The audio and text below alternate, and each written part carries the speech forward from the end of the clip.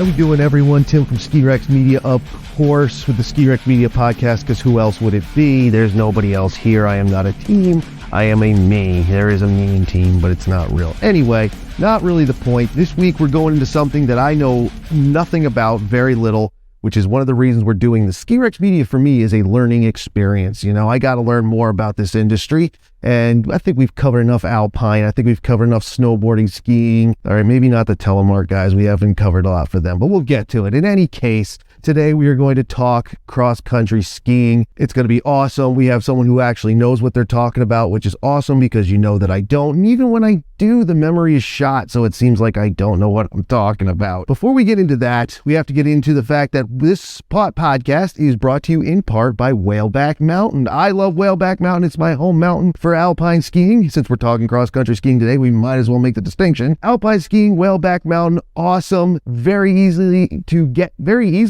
to makes no sense. It's very easy to get to. Exit 16 off I-89. Easy to find. It's like the only thing there. I mean, yeah, there's a gas station or two, but the big draw is the mountain. A lot of fun, a lot of terrain, some of it natural, maybe a little bit of it groomed. There's lights. You can ski there at night. The ticket is cheap. Now an Indy Pass allied partner, and we're going to be talking Indy Pass today as well. Whaleback Mountain, awesome. I love it. Can't say enough about it. Anybody I've brought up there loves it. Check it out. Exit 16, Enfield, New Hampshire. Ski it to believe it. Whaleback Mountain. Now, we move on because we talked about Indy Pass, and we'll get to that, and we'll get to what Doug Fish said and all this and that. I actually talked to him a week ago, which is fun. But no, we have Resse Brown today, sir. How are you doing? I am doing great. Great to see you. Excellent. Thank you, sir. Now, Resse Brown, tell us what you do so they know that you know what you're talking about. So I, like many in the cross-country world, came from an alpine background. But now, since about the turn of the century, I've been 100% into cross-country.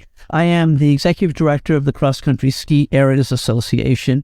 And with that, not only do we manage and work with all the ski areas in the country and Canada, but I also work with all the suppliers. We have a research arm. So there's a lot to pretty much everything that involves cross-country skiing. You certainly are, and that's even more than I realized. I thought it was just the ski areas, but you said equipment suppliers, manufacturers, I assume. I saw on the website, which there are two, I believe I saw. We'll get into that as well. But the manufacturers and stuff, like you are it. Like, are you the big association nationally, or are there others? No, I'm not saying competitively, I'm just saying. We are, for cross-country ski specific, we are the association. They're really, we're a small side of snow sports. So, when you talk cross-country, it's easy to do it all together. And so, as I'm kind of so involved with cross-country, the suppliers are a big part of what we do. They're members of my association. But also, it's important for me to know what's going on the supply side so that I can advise my ski areas. When I talk to other media, it's good to know what's happening on that supply side as well as what's happening on the cross-country ski side. So it all relates to each other. That's awesome. I love it. I believe in keeping everything as closely knit and as efficient as possible, because Lord knows some things just aren't as efficient as they could be.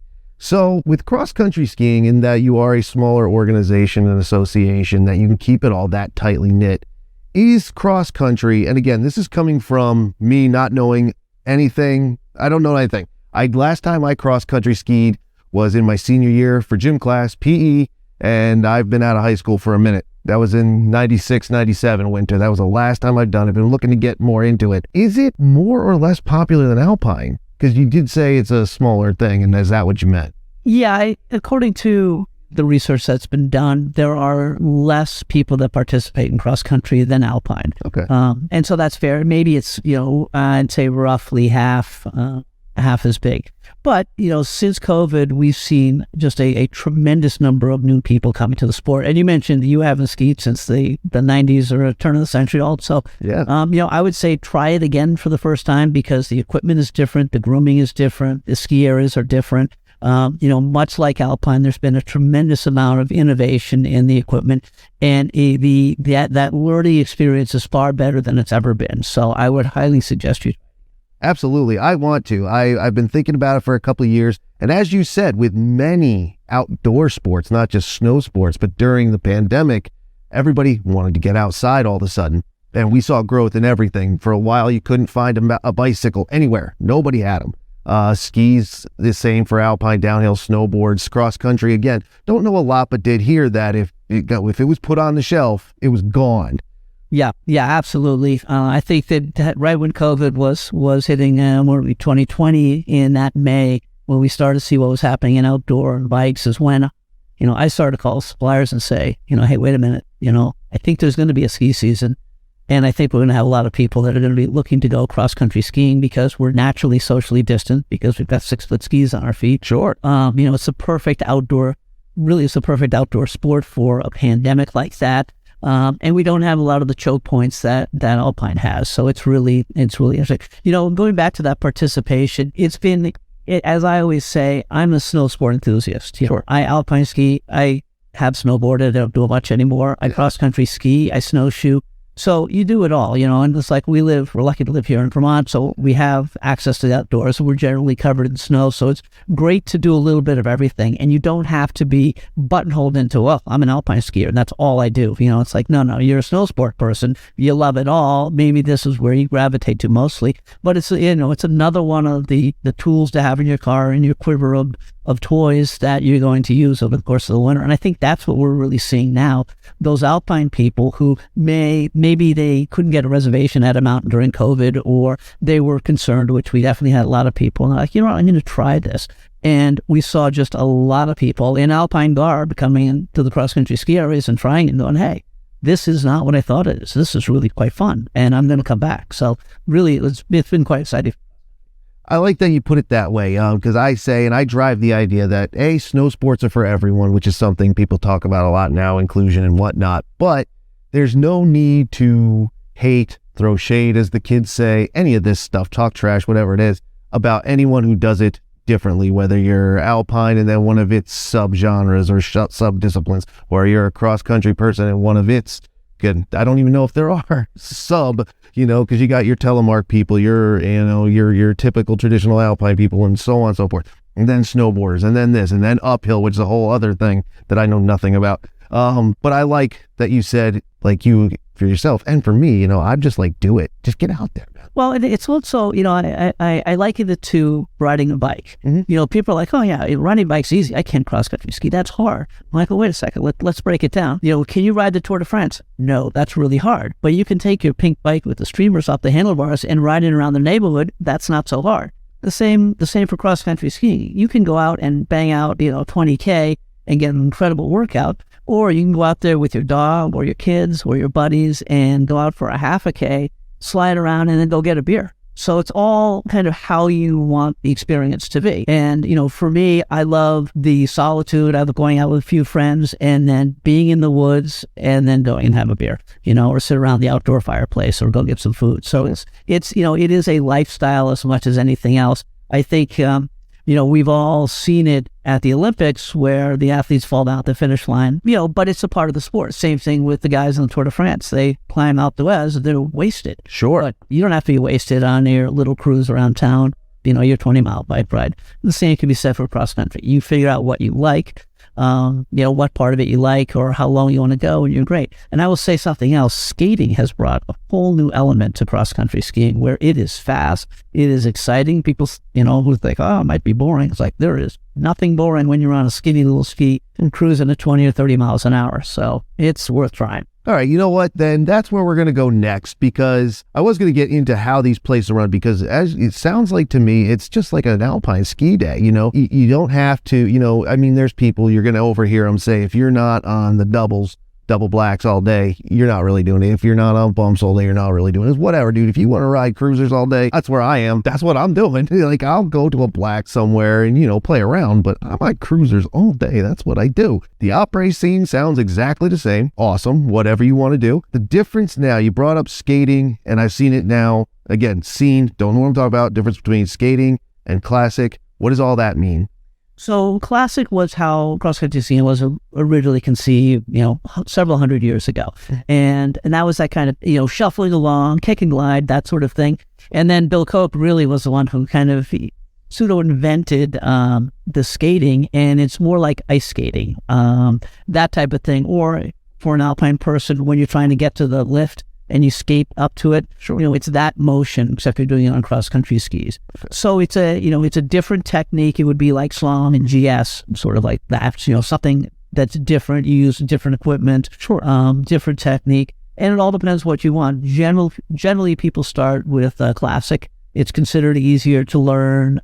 It can be slower. They've got the waxless skis that give you really good stability. And then frequently people, will spend their time on classic and say, okay, I think I want to try that skating. It looks pretty cool. And so we've seen a lot of people take skate lessons the last couple of years and really get into that part of the sport. Interesting. And I assume that's got to have a little bit more adrenaline. Once you start putting more muscle into something, you start picking up speed. Of course, now it becomes an action sport, which all winter and snow sports are anyway. Sounds great to me. Now, for those of us who have seen it, like, again, we live in Vermont, so you see it, and if you're just driving down the road, you just look out into a field, you'll see someone moving along. The classic, that's when, as we see it, that's the two tracks that are just running straight through the snow. And then to the left or right, I don't know if that matters, it's the wider, and that looks more like a Gruntil, like we've seen on, Alpine. Right. I mean, they groom for both. So there is something called a track setter. So they're going to put the corduroy down, and then they're going to put the two grooves in the snow for your classic person. Okay. So they do groom for both. And much like Alpine, when you're learning to go to an actual ski area where they've got good grooming, will help your learning curve dramatically. It's like going out in your backyard on your Alpine skis, on the hill. It's fun and you tromp around, but it's really hard to turn frequently unless you're in Utah. Yep. And so much like Alpine, grooming is a huge component of it, and the ski areas spend a ton of money and a ton of time and a lot of education to get the groomers up to speed. And they've got piston bullies and pre-nos just like the Alpine areas, albeit they're a little bit smaller, but still it's a snowcat. They've got a variety of grooming implements, but it does make the sport easier to learn. It does make it generally a better experience for those people that are less. Sure. Now, I had no idea you could groom the tracks. Like, I mean, I've seen the groomers and, of all different types. I've seen some of the smaller ones that I assumed were used for XC, saw them more in the snowmobile world, but they're all basically the same apparatus, the same vehicle. That's what they are. And it's very cool. And it's great that you're actually able to groom that for noobs, people like myself, people who've never done it who are interested. So I think we should get into that then. Next is actually, what would it take to learn? Great question. I would always suggest go to a ski area first. Don't take the skis that your grandfather left you 20 years ago with the boots that are half eaten by a rodent of some sort. The equipment has changed, as I said earlier. It's changed dramatically, and the boot fit is better. The boots are warmer. They work better. The skis are more stable. The interface for the boot and binding and ski is much, much better. So I would highly suggest go somewhere, rent a current piece of equipment, and take a lesson. You don't need to take a lot of lessons, but take that introductory lesson so that you get just the basics. And then, like anything else, you learn a couple of things, then you go out on your own and you practice. Sure. And then you progress and you're like, okay, I think I'm good, don't need another lesson. Or, I'd like another lesson because this isn't quite working. So that would be my suggestion. I'd also suggest do it with some friends. It's a social sport. Make it fun. Bring your dog, whatever you want. But I think that's the best way to learn. And then once you started and you're like, okay, I really like this. Now I want to invest in a pair of skis. They've got packages, much like they have in Alpine. They're considerably less expensive. They work great. Sure. Not a lot of maintenance needed other than just a little wax. And so, you can progress through that. And your ski area should be able to, and will be able to direct you and help you go through that process. But I definitely think it's better to go to that ski area, go to a groom track, have somebody teach you that's not your girlfriend. It's like Alpine. Yeah. Keep it simple, and then you can go out. Totally. I say about Alpine all the time. People are like, should I let my friends teach me? I was like, you can, but I say pay for it. And I mean, I've taught one of my friends, only did it once successfully, and I don't even think I taught him that well. Let someone who knows what they're talking about. Like, yeah, I can ski. Of course I can. But let someone who knows what they're talking about. So coming over from Alpine then, as you say, well, actually, before I get into that, it sounds like cross-country ski areas are no different than an Alpine ski area. And I don't know if people realize there are actual cross-country ski areas. Not you just go buy your skis wherever you get them, used or new, head down to your state park, local park, city park, and then you just go. But there are actual, honest to goodness, a lot more than I realized. And one I'm going to bring up when we get to Indy Pass that I had no idea was there. But these are honest to goodness ski areas. Yeah, no, they are. It's a whole industry, much like the Alpine industry. There's 400 to 500 cross-country ski areas in the country, so a large number. They vary from golf courses to state parks to apple orchards to facilities that are tied to alpine areas also. Sure. So there's a variety of different types. Generally, and the other thing I would say is the amenities that they offer vary, much like a Vail is one caliber of experience, and Whaleback's a little different. So there's differences like that in cross-country ski areas, but most, if not all of them, rent skis, have instructors, have some kind of food product, and have a repair facility. So generally, it's one-stop shopping for everything that you need. And as I said earlier, there's generally smaller than Alpine. You don't get quite as many people, which is great because your parking issues are not the same, your bathroom issues are not the same. That you don't have those kind of choke points that you find so much in Alpine. Sure. And we see a lot of people, as I mentioned, coming over from Alpine, specifically when there's a wind hold on the mountain, or if it's one of those super cold days and people don't want to, sit up in the air in a chairlift. Cross-country skiing sounds pretty good in those days. It does, and you're not wrong. There are places, the first one that comes to mind that you can do both within 2 seconds of each other is like Waterville Valley, for instance, also on the Indy Pass, and that would be 4 days in Waterville Valley, 2 each, Doug told me, so there you go. It doesn't cut into your 2. For the Indy Pass users out there, I know there's a lot of them. I am myself. But with that said, like you said, people are trying to come over from Alpine. Does any of the technique, obviously we said the skate from, like you're going from the rack to the lift, that's a similar technique. Does any of the technique translate both ways or either way? I would say absolutely. If you're standing on your ski, you've got your fore and aft flexing. So in your boot, obviously in the Alpine boot, you've got that big stiff back, which a cross-country ski doesn't have. Sure. But much like Alpine, you want to be centered on your ski. And then there's the edging, much like we don't have, there are some cross-country skis with metal edges, but most of them don't have that. But still, you use that edge to grip a little bit and to either step in your turns or that sort of thing. So I think there's a lot of similarity of poles in your hands. It is different, but similar. So if you're an Alpine skier, I would say you have a leg up on learning in cross-country. So yeah, I would suggest do it, try it. Give it a shot, because it can't. In fact, you did make a quick comment about how it's actually costs less. Yes, all around, like from tickets to gear to what have you. Yeah, I never use the word cheap. I would say it's a tremendous value. Sure. And again, if you're an Alpine person, I've heard anecdotally from many of the skiers, like, oh yeah, this person from Alpine came in and a complete package of cross-country gear, that we were talking about was $399. And he's like, I can't even buy an Alpine pair of boots for that. And this is everything. So, it is a great value. Is it going to replace Alpine? No. People still want Alpine. I still want Alpine. Sure. But it's definitely something for those that are cost conscious. It's a great way to get into it, get into snow sports and then go somewhere else perhaps. And the trail passes and the season passes are far less expensive also. Cool. And again, we in Alpine, that over the last couple of years, the cost has been one of the biggest issues. That's what people always bring up, and that's why everybody has gone for, Indy Pass, Icon, Epic, Mountain Collective, what have you, or mountain specific passes, smaller places like at Whaleback. $200, I got that already. So for the season, that's nothing compared to some. And day tickets now, our big guy here is Killington, on some days on a weekend, that's $130. I don't think you're going to see that at any ski touring place, whether it be Nordic. Is Nordic in cross country the same thing? That one's for me. Okay. That's one of the things confusing about our industry is we have a lot of words that say the same thing. So yeah, that one is for me because I read it and I'm like, wait, is there a difference in technique, a difference in equipment? Something, Yeah, in fact, I see it mostly, and I don't know if it's the recreational versus pro, but you watch pro, whether it be Olympics or national, whatever it is, NCAA, whatever it is, you see Nordic there used a lot. And I was like, are these different? But obviously not. They're the same thing, unless you're doing like biathlon, they put a rifle in your hand. That's a whole other thing. I was just saying, so you were mentioning costs, and we hear this, all the time in snow sports as well as everything else. But people think back in, when their lift ticket was $20 or whatever it was. They go back in history. But when you go to Disney, you're paying hundreds of dollars a day per person. Mm-hmm. So really, the value is there in both Alpine and cross country.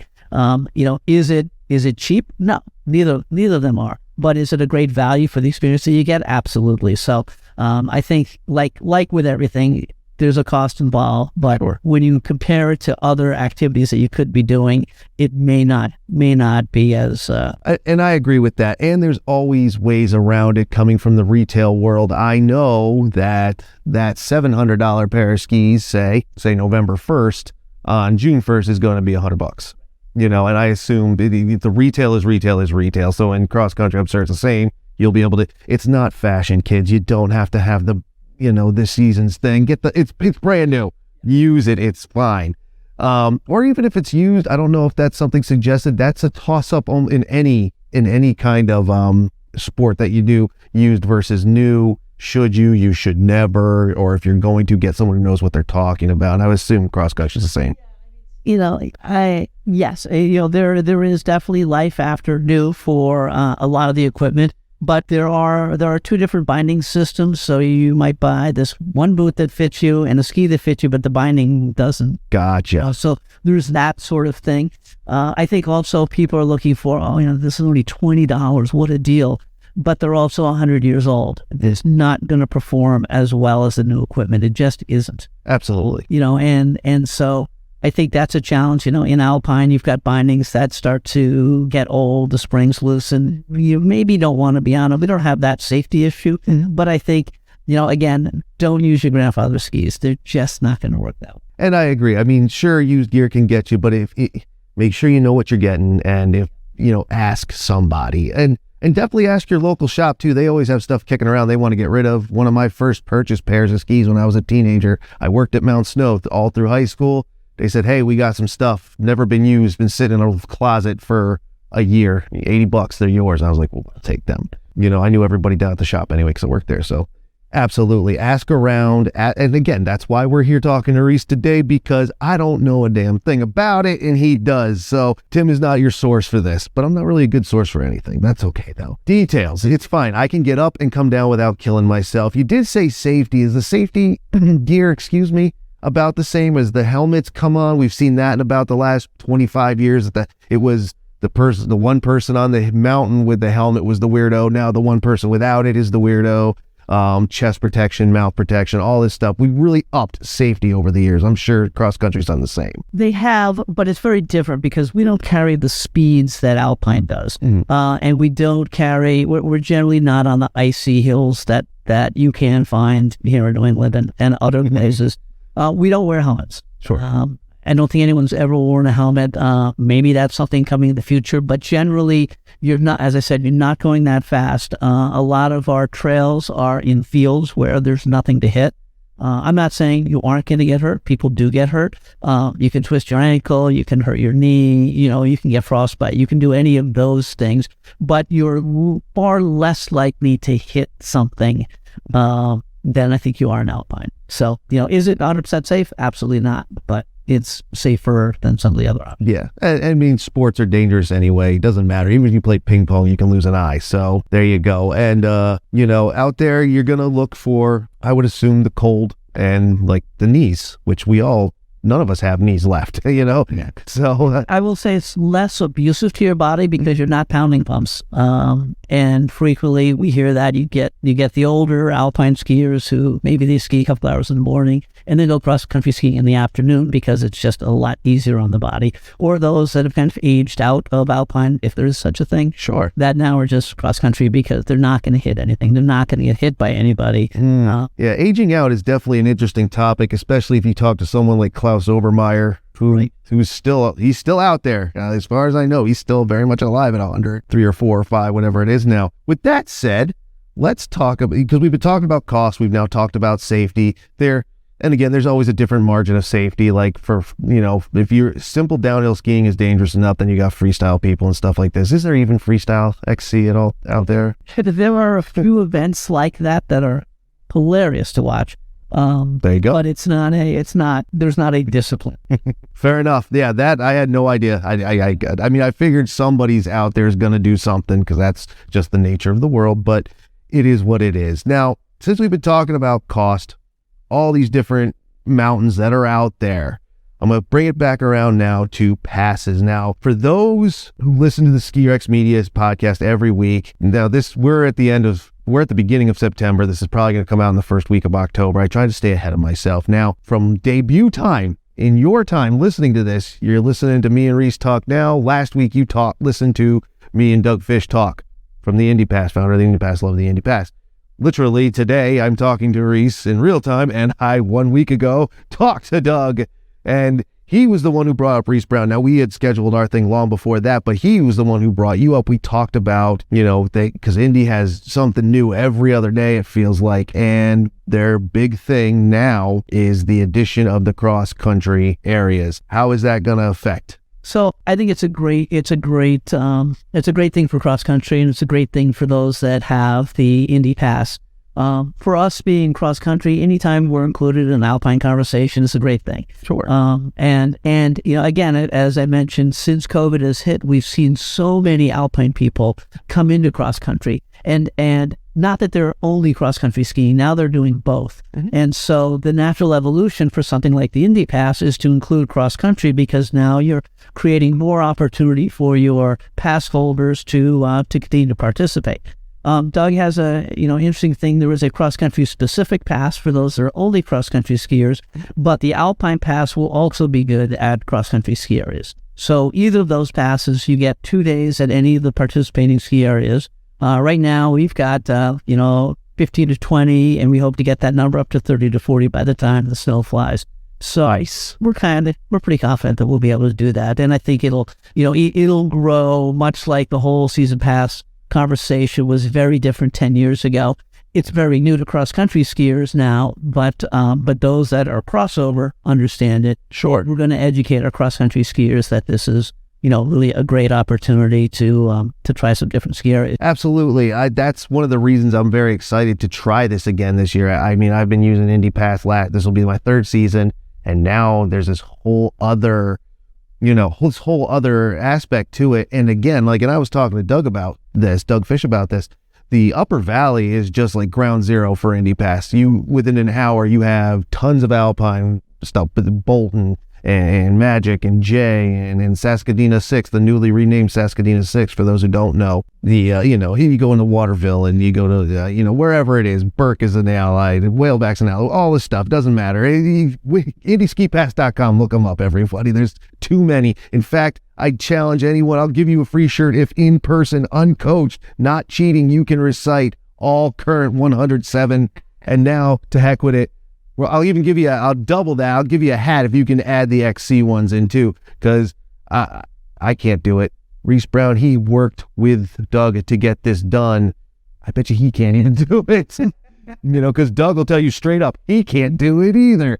But he did. He said you were very instrumental in that the Cross Country Ski Area Association was very instrumental in the addition. He wasn't sure how it was going to work at first, but here it is. We're here. We're here, and we're thrilled. Like I said, I think it's a great thing. I think it's a win-win for not only the ski areas, but also the general public that wants to go skiing. And we'll see. I know it'll be an evolution. It'll take a couple of years to catch on, and we'll continue to grow and become more important with the Indy Pass. But I think it's going to be a great. I think it is too, especially again with the as the multi-mountain passes, the mega passes they're called, have come up. Doug and I were talking about it. The Indy Pass option is very unique to XC. And I said to him, I was like, I don't know, is there another pass like that, like say Epic, Icon, Indy Mountain Collective, what have you? He said he didn't think there was. There isn't. A couple states have reciprocal programs where if you've got a season pass at one ski area, you can ski at the other ski areas within the state. Some states have a punch pass. You can buy the punch pass for whatever. And that's good at participating skiers, but there's nothing like the Indy Pass, and no one, previously had been successful. I think Doug's model, he proved it successful in Alpine. Crossing over to cross country is not a big stretch at this point. And again, it'll be great for the Alpine skiers that are now spending some time, and hopefully more time in my cross country ski areas, and also could introduce some cross country people to Alpine. Absolutely. I think it'll go both ways. I'm looking forward to it. I'm looking forward to talking to people while I'm out there. And again, with Indy Pass, one of my favorite things is the smaller places, you never hear of them. You know, I mean, people know what Magic is. People know what Bolton and Jay and whatnot are. But not everyone. What's West Mountain out there by Lake George? You know, people don't hear of these. Greek Peak, you know, you name it. There's, again, too many to name. And I was just saying, those ski areas are great ski areas because they're not crowded, generally not crowded. So you don't have those, you know, any of the parking issues you might have at a big ski area, much like a cross-country center. It's a much less abrasive atmosphere. And, I mean, I would absolutely hit much of those ski areas because they're awesome. Absolutely. I love them. I've been to more new places in the last 2 or 3 years that I've never been to, especially as like when I was a kid working at Mount Snow. That's where I was. I was either there, Haystack, or Killington. They were all owned by the same place at the American Skiing Company back in the day, Les Lawton. And now I have gone to so many different places. And again, Upper Valley, I don't have to go very far. You know, coming out to Reese's office, 15 minutes. Going out to Saskadena, 20 minutes, you know, and so on around the bend, up to an hour, maybe 2 or 3. I can get more mountains in the same time it takes a New York City person to come up here to go skiing. They get 4 hours, they hit Mount Snow, that's where they're stopping. In 4 hours, I have more choices with the Indy Pass that I know what to do with. And now with this, come here to Woodstock and cross-country ski, which looks like the thing I'm gonna end up missing something, and it's gonna be, I'll come back to it. So we might now's the point where even though Tim has his notes, we might be going around in circles, which is fine because my head's just spinning. Well, all right, let's get to that part first then. Because you don't hear about these places, because you don't know about these places, there could be a place you didn't even know was there. In my case, I lived in New Jersey, down the shore, Ocean County, down by, we talked about Disney, we might as well talk about Six Flags too, down by Great Adventure, down in Jackson, New Jersey. I had been to up by High Point 100 times at least in the Delaware Water Gap area. I never knew there was a cross-country ski center, an actual one. Like if you go to say like Brendan Byrne State Forest, State Park out along Route 70 between where I lived, it's between the shore and Philly. They have multi-use trails that say, hey, you can cross-country ski here, but New Jersey, though bitter cold, doesn't get a lot of snow, so who knew? I mean, you know about Mountain Creek. People know about that, especially if you live in New York City. Until big snow went in, that's where you went. The High Point Cross Country Center, who knew that was there? It's a great place, and they've got snowmaking, they've got great equipment, super nice staff. Yeah, and it's like you said, it's right there. Less than an hour from downtown Manhattan. So it's a great location, and of course one of the Indy Pass participating ski areas. So yeah, absolutely, and it's amazing because again, that is one of the biggest things about inclusion is we're so far away from everything. Like New York City, you know, so many people might want to do it. Then again, they might not. I don't know. But, you know, they have to go so far to do this stuff. And now, again, like big snow, you don't have to go so far. Now you know that there's cross country right there. Go get it. Like, go get it. And it was funny. I said the same thing to Doug. I was like, who knew that was there? And his words were, I kid you not, you heard it last week if you listened. Resse Brown knew it was there. I was like, all right then. The man knows. That's one of the fun things about snow sports also is getting out and hitting different areas. You know, the xcski.org has a listing of ski areas by state. So you can search if you're going somewhere, maybe going somewhere for work, trying to think somewhere in the Midwest, say, and you're like, oh, you know, let's go see what's going to be near me because I'm going to be there anyway. And maybe I'll take an extra day and go ski. So it's you know, and it's fun to try different areas. Absolutely. You never know what you might find. And that's a lie. I've been to one ski area I don't like, and I'll just leave it nameless. It could have just been the day. It could have been the day. But it was just, and people love it, and it's now at least operated by Vail. I don't know if it's owned by them, whatever, and people love to hate them now. That's like the big deal. It needs to stop. Like, I'm not even trying to bring up the V word this year. Like, I just don't care anymore. Do what you got to do. But, you know, it's about, for me, in part, it's about the travel, you know, seeing different places, finding different things, and you always find something you like, and you never know who you might bump into, you know? You talk about the lifestyle of the sport. You know, it's like we're lucky enough to live in Vermont, but we live here for a reason because we not only love Vermont and we love to be close to skiing, but all of our friends are skiers, you know, all the people you meet, the stores are cool. It's just, you know, I'm thinking we live in Woodstock or Pick Stowe or Pick Waterville or any of those things. They've got cool coffee shops. They've got great lunch spots. They've got great dinner spots. it's like it's all part of it. Yeah, we're skiers, but we also need to eat. We need to sleep. We love coffee. We love craft beer. And so, and that's something that I always talk about when I'm talking about cross-country skiing is like, those are your people, and you all drink wine, drink beer, eat food, and you can do all of that while you're participating or, in and around what you're doing. So it's like, it's like a golfer does golf things. Yeah, absolutely. And the thing about Woodstock, now here's the thing, people will tell you straight up, I've badmouthed Woodstock. Haven't really badmouthed it. What I badmouthed was the traffic, because for a little town, it is a very popular place. You see the same thing in like Stowe. You see the same thing down in Wilmington, in any small town that has a name. It's really not that big of a deal. I make jokes fine. But again, I lived in New Jersey. I know what traffic is. I've driven in Seattle. They have a whole new definition of traffic in that city, let me tell you. But all in all, this is a really cool place to come, because not only you got Saskadena 6 up the road, and Pomfret 10 minutes up the road, not even. And then also run by the Woodstock Inn, and correct me if I'm wrong about that. Woodstock Inn not only runs that, but they run the Nordic Center here as well. See, so they've got you covered. And at some point, I think that all that was owned with the old Mount Tom, or what, was it Mount Tom? Yeah, it was Mount Tom. Which the only thing left of that is the cut trails and the old footings for the lift there that are way up by the actually they're right next to the one warming shack, aren't they? Yeah. It's kind of the backside of 6. Yeah, you go up through Marsh Billings Rockefeller, and you go up through there. Also, snowshoeing and in Nordic up there as well.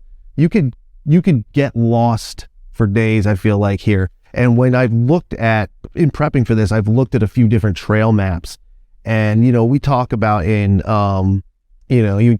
spoken about in Alpine, length of runs and this many acres. And you say, wow, that's a lot. But then go look at these Nordic and cross-country trail maps. They dwarf, I feel like, in many ways, the amount of skiing that you would get. If you were to go kilometer to kilometer, like you could get out there and just go for days on cross country. No, you're right. And it's much like you've got those huge ski areas, but when you think about it, it's like, okay, you go to Killington, how many of those trails are you actually going to ski? Yeah. You got your 6 or 7 or whatever it is. And same thing with cross country. You've got 100K out there. You're not going to ski 100K. You're going to ski, whatever it is you're going to ski. And you've got your favorite trails. I like those turns. I like the hills. I like whatever.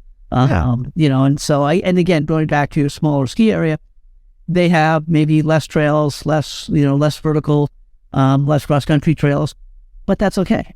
That's okay. Absolutely fine. You'll have plenty of fun. Absolutely. And I was shocked. I looked at Waterville right before I came over here, just because I knew offhand it was one of the ones on the Indy Pass that offered both. You get 2 days for both. And I'm looking at the map, and I didn't realize at first, like I thought when I looked at it was in and around the mountain, so it didn't seem so big. And then I actually looked at the trail map. I was like, oh, there's the mountain, and there's it's just the entire town. You can get around the entire town if you wanted to. You don't need your car. You don't even need your Tesla if you're going that way, which I love those. I would love to have one. But if you're electric or gas, you don't have to waste power or juice or nothing, because you could literally strap them on and go. Right? Skied it in. It's beautiful.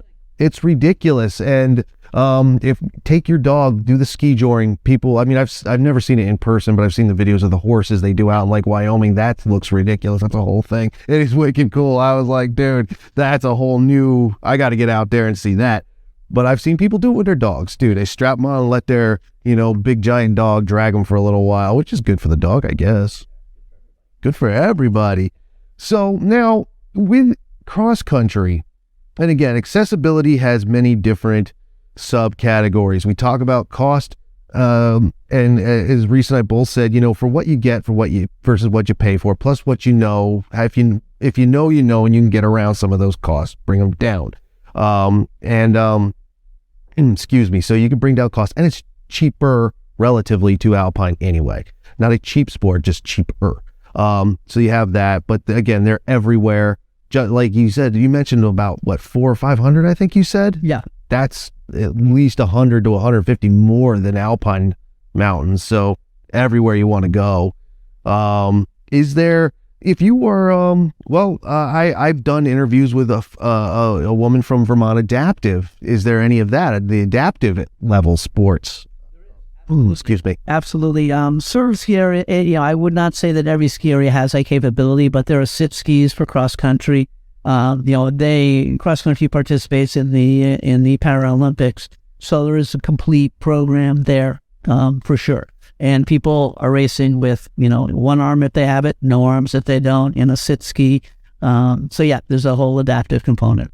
It's funny. The more we talk, the longer we talk. Aside from like technique, where it is, cost, whatever the manufacturers do, which I assume is basically the same when it comes down to the actual manufacturing process. The same materials are used and things like this. It's the same thing you're used to. You're just asking your shop person, I want this instead of that. That's awesome. It makes it, I think, really accessible for those of us who don't do it. Like I said, the last time I did it was in the late 90s for PE. Now, some city folks said, wait, you did cross-country skiing in gym class? I'm like, we did cross-country skiing in gym class. And we had snowmobile parking at our school. It's just from being a Vermonter and a New Englander. It's a whole other thing. It's very, very cool. Is there any place you would suggest, Indy Pass, doesn't matter, specifically, like, what's your favorite? Do you have a favorite, or just awesome? So you mentioned cool. I think one of the things that's nice about Alpine is that ski in, ski out, and you mentioned you drive in, you park your car, and you don't use it for a couple days, which I personally love. There's a ski area out in Montana called Lone Mountain Ranch that has these little cabins, and every little cabin is right on the trail. And then they've got a main lodge and dinner and a bar and all that stuff. But every cabin is on the trail. And every cabin has a little fireplace in it. And they're, very well-appointed cabins. They're very nice. Nice. They're super cool. So you can go out at night because the trail's right there. You leave your skis on your porch because who's going to take them? There's no cars there. They're all parked in the parking lot. Things like that is super cool. There's some really nice high-end guest ranches that have, golf in the summer, angling in the summer, cross-country skiing, alpine skiing, exquisite fine dining, beautiful accommodations. Same thing. Cross-country skiing is a big part of what they do. Those are amazing. There are small Vermont ski areas that are just tucked in the woods that you would never know were there. Kind of looks like somebody's house. And you could get some home cooking, home chili there or something like that. Awesome. But it's a super cool experience because, the mother, the father, the kids are all involved in the business. And it's kind of like staying in a bed and breakfast. That's awesome. There's really cool, and then there's some big cross-country ski areas that are tied to some, fancy lodges. Also super cool. You go to the Methow Valley, they've got, hundreds and hundreds of kilometers of skiing just from many, many different points, miles away. Sure. So there's all, much like Alpine, there's so many different things, so many different types. It is worth doing some research to find out what type of experience you want, or if you want to go just do something totally different. It's amazing. And the food frequently can be outstanding. Absolutely. I mean, get out there, find your resort, find your ski area. Use the internet for what it was intended, research. You can get out there, buy your pass, buy just a day. Definitely get lessons from someone who knows what they're talking about. And speaking about, again, coming back around, we are in Vermont. The 2 Indy Pass, and again, I'll do this 2 Indy Pass just because that's what I've seen most recently. You got the Woodstock Nordic Center here, and you got Reichert, that's in a different part of the state. Now, I know there's more. I've passed a few. I can't remember names, although I am talking to Dave Tibbetts, who had something, was part of Prospect back in the long ago. And they have a Nordic center as well out there in Woodford. They do. Beautiful. It used to be an Alpine center. I was there actually this summer. And super cool. I talked to them about the Indy Pass. They haven't jumped on it yet. They were doing a lot of construction retrofitting this summer when I was there, so I think they were a little busy. But Jackson, New Hampshire is not in Vermont, but still great ski area, and much to what Doug is looking for. He wants really good ski areas that just happen to be a little smaller, not quite as big as some of the conglomerates out there. Sure. And that's what we're looking for. We've got lots of character in our ski areas. I think so too, and the thing is that the reason I wanted to bring up Prospect is because it's known now. Like, I don't think they've had Alpine, goodness, since I was little. Like, I think that's shut down in the 90s, maybe even the 80s. I can't remember. I know a couple of years ago they sold off the tees from the T-bar. They did the whole thing, but they've repurposed the mountain. Like, we talk here, I've talked at Ski Rex Media about lost ski areas, like, the ones that are gone. And you could pick out stuff like Mount Tom here in Woodstock. No one would know that was a ski area. Talk about Snow Valley down there in Winhall between Bromley and Stratton. I was down at Alpine Mountain in Pennsylvania, got a whole tour of what's left there, just rotting and rusting away. It's very sad. But it feels like Prospect has said, well, all right, maybe we're not Alpine, but the mountain's not going to waste. No, and I was talking to Steve, who was the owner, bought it from the previous owners, and then I think he sold it to the nonprofit that runs it now. Sure. But he still mows the trails. Yep. He's like, I'm going to mow trails once a year so that the uphill, downhill guys have a great place to go. Sure. And they use some of those trails for the cross country. So it's multi-purpose. They've got a very big lodge. Basing's an old Alpine lodge. Yeah. And they were doing, as I said, a lot of work in that this summer. So it's a very cool spot. And it's really quite high in elevation. So they've got elevation. It's in a bit of a snow belt, so they get really good natural snow. I mean, it's really a gem. It really is. For those, I went to Wilmington High School. That was the school I graduated from. And Woodford is right next to Searsburg. And now the kids who would come down from high school, on days we would go, they were getting snow days. That's what it's like up there. In fact, that part of Route 9 is the only place in Vermont where chains are required for larger trucks. That's how much different the weather is than maybe the rest. And we talk about the higher places like Killington. They get a lot of snow. They're open till June. You go into the White Mountains. But oddly, this one little part of Vermont gets hammered every single year. And that's where Prospect is, which is why it was probably a great alpine place. I don't know. That was before my time. But the fact that they're bringing it back around and like, all right, fine, we're not going to do this. We're going to do cross country. That's awesome to me. And they've got a ton of followers. I mean, they've a ton of people, not ridiculous amounts, but I mean, there's a lot of people that go there, Jeff, because it's right there and it's an awesome experience. Absolutely. And I definitely want to get down there and check it out again. I remember it as a kid driving by between Wilmington and Bennington. It's just like, man, that's just seems like such a waste, but it was never wasted. It's continued to be used, which is, again, is very awesome. And I hope they continue. There's a lot of great snow up there. It's a really great place. I think we'll do one more question here. I have one left, and it's the goofy one, which is why I left it to the very end. This is a bit I did last year and the year before. And again, this is coming from someone who doesn't know what he's talking about. But my friends and I, we're not preppers, but we follow the idea of it. We like to look at it. We like to see what technology is coming. And I said, trying to just do a bit for Ski Rex Media, I was creatively bankrupt. I was like, you know what? Cross-country skiing is a prepper technique. 100%. If the zombies come, the zombie apocalypse happens, you can outrun everyone and not need gas. What do you think about that? It's goofy, but... So no question. I mean, that's where cross-country came from. It was like that biathlon. It was fighters. It was the army up in the mountains, and skiing was the way to get away or get to places so that you could fight. So if you're looking at something like that and you live in a place with snow, then absolutely you get to jump on or your snowshoes so they're not poking through. So I would say, yeah, definitely. Yeah. Absolutely. Yeah. You never know when the zombies are going to come shuffling out, and you can outrun them and you can get everywhere, and you don't need gas. You don't even need a horse. Actually, I do have two more now. The goofy one, it kind of stinks that I came up with them now because they weren't on my list. The first thing was, you said at Prospect, like at Prospect, for instance, they're still cutting the trails up there. Does any of the cross country, I assume it would. I know that uphill and touring involves skins, a different ski, your alpine ski and so on. But again, like we said about the techniques anyway, it's got to be similar, right?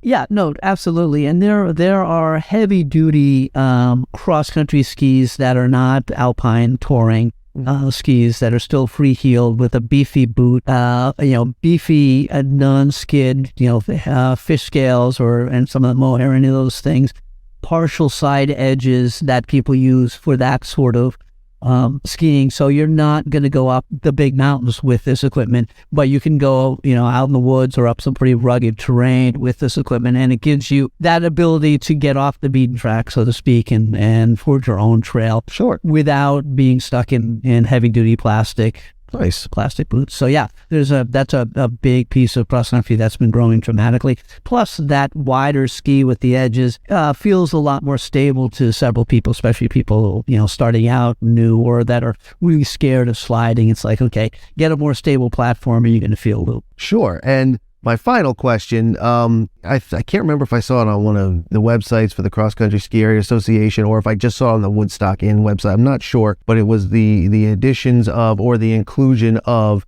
snowshoeing and fat bikes. Now, snowshoeing, I've never done it, but at least I know what it is. Fat bike, I know what it is. Mostly, again, my retail days. I remember when these things first hit the market. They came into the store. I looked at this. I laughed. I was like, what is the point of this big fat tire? And then I actually started seeing them as beach cruisers at, again, you lived in New Jersey at that time, so the people are riding on the board. Oh, I get it. Then I come home and I see people out on the trails doing it. Is that just I guess an offshoot of cross country? Why is that? I feel like they were grouped together wherever I saw it. Now I can't remember where I saw it. Yeah, you could have seen it both websites, ours and theirs. Yeah, I think, there are people that are absolutely terrified of sliding. You're taught all your life, don't slip on the ice, don't slip on the ice, don't slip on the ice. You slip, go slip, you get hurt. And so there are people that if you're not a snow person, that is absolutely terrifying. Yet you're in this beautiful setting, you want to go do something. So snowshoes serve a very real purpose for that person who wants that crampon on the bottom, wants to go out and have an outdoor experience.